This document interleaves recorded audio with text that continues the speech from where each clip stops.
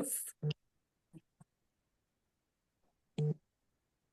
welcome back to another episode of Maternity Monday. I'm Dr. Valerie. I'm here with Dr. Daly. And today we're going to dive into a topic that every woman thinks she understands until we break it down. Yes, and that is your menstrual cycle. And isn't just about your period, it's about your hormones, your fertility, your energy, your mood, even your skin. So we are talking about the full cycle, what it means, what it tells you about your body, and how to actually work with it instead of fighting it. Did you know your menstrual cycle? It's like a monthly report card. It tells you how your brain, ovaries, thyroid, gut, and metabolites are doing. So if you are having a smooth, symptoms-free, predictable period, that it's a great sign. But if you're dealing with pain, heavy bleeding, smooth swing, or irregularities, your body is waving in flag, asking for help. So let's break it down. The cycle has 4 phases, but we're often focuses on the period. So let's talk through them, how they affect your hormones, energy, mood, and more. Yes, and let's start with phase number 1, menstruation. That's your actual period. And this is the shedding phase. Your uterus is releasing the lining it built in case of pregnancy. So your hormones, the estrogen and progesterone, are in their lowest level. So it's totally normal to feel tired, emotional, or even to crave more rest.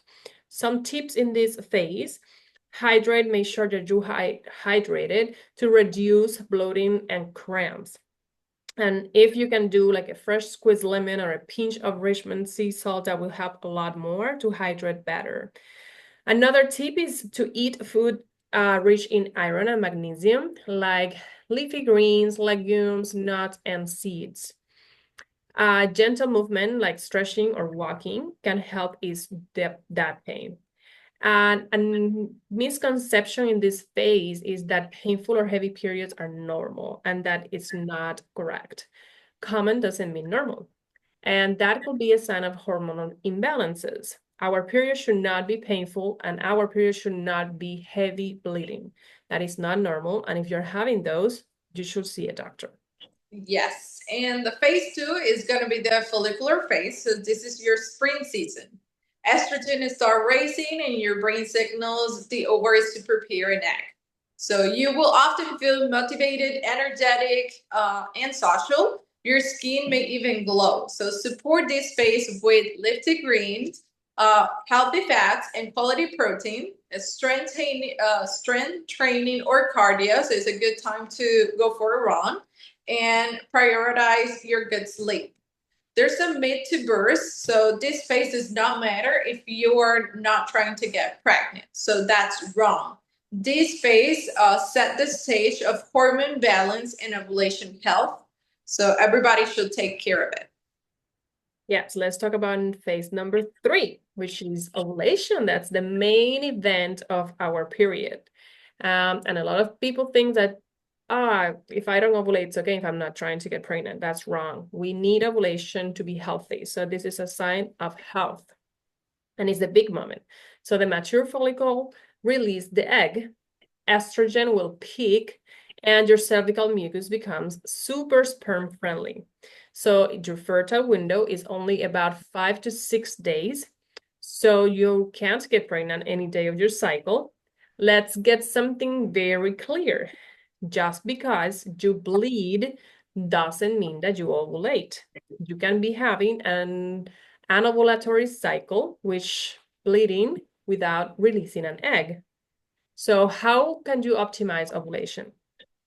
Very important to have balanced blood sugar, getting enough sleep, reducing your stress, and watch for signals like fertile mucus or a hot rise in your temperature.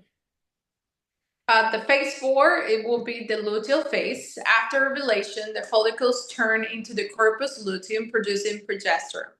This hormone holds the uterine lining and support early pregnancy. If no pregnancy happens, progesterone drops and the periods begin. This is when many experience the PMS. But there is a truth. PMS is not inevitable.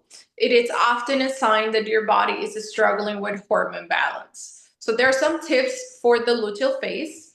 Magnesium and B vitamins help with mood and bloating. Keep blood sugar steady and support progesterone with good fats and stress relief. Yes, very important. You can see rest is very important in all of the phases of your cycle. So let's just talk about some misconceptions, very common misconceptions that we have about our period. So let's do some myth with the truth. A myth is that your period is the most important part, and that's not true. It is important, but ovulation is the key. It's how you make progesterone and support fertility. And even if you are not trying to get pregnant, it is very important to ovulate. Like I said before, it is a sign of health. All cycles are 28 days. That's not correct either. A healthy cycle can range from 21 days to 35 days, and that is normal. Now, less than 21 or more than 35, those are not normal periods or cycles. Birth control can regulate your cycle. That is not true either. The most hormonal birth control actually shuts ovulation down, and it will give you a withdrawal bleeding. And that bleeding that you're having with birth control is not true period. So now we're going to talk about tracking and turning in. So start tracking your cycle, not just the days that you bleed. Watch for changes in your mood, energy, craving, sleep, or even workouts. Your cycle is not just fertility trackers, it is a wellness tracker.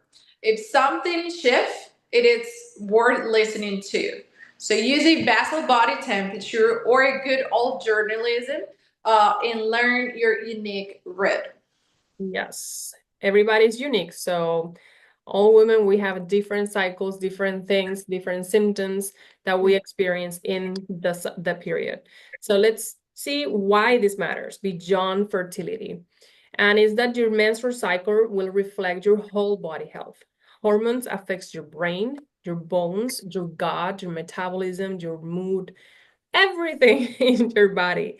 So that is why it's important to have an actual cycle with all the phases. And when you understand your cycle, you will unlock so much power. You will know how to eat, move, rest, and even how to schedule your days based on what your body needs. This is a self-awareness and not just fertility awareness. So, what need to do next? So, you need to start tracking today. Just observe. Your first heavy bleeds is day one of your new cycle. If something feels off, pain, irregularity, super short, or long cycles, don't ignore it. So, your body's talking to you. Yes, and it's very important to mention that sometimes we have like spotting before that big heavy bleeding. That spotting does not count as your first day of cycle. Your first day is the actual first heavy bleeding. Those spotting days are from your past month menstrual cycle. So don't count those as your first day because they're not. Your first day is your heavy bleeding day, okay? So yeah, if this episode helped you to understand better your cycle or anyhow, be sure to share with a friend and let us know in the comments what phase of your cycle do you feel most powerful in. And thank you for tuning in, and we'll see you next Monday for another Maternity Monday. Have a great day.